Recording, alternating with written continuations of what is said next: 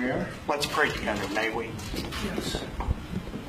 Father, your word says, if your people who are called by your name will humble themselves and pray and seek your face, you will forgive their sins and heal their land. Father, I thank you that we have a president, President Donald Trump, who believes in the power of prayer.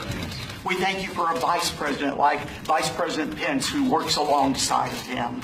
And we thank you that the president had the wisdom to call our nation right now for a day of prayer this coming weekend, Father. This is what we need.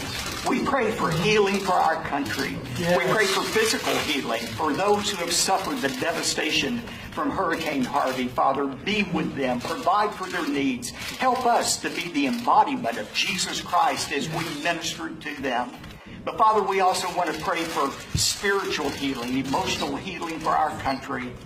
This country has been bitterly divided for decades upon decades, and now you have given us a gift. President Donald Trump, who wants to bring healing to this country, and he is bringing healing to this country. And I pray that you would give him and Vice President Pence the wisdom they need to truly make our country the country you want us to be. We want America to be great again, and we can know that America can only be great if America is good. And we know we have a president who wants to make America good.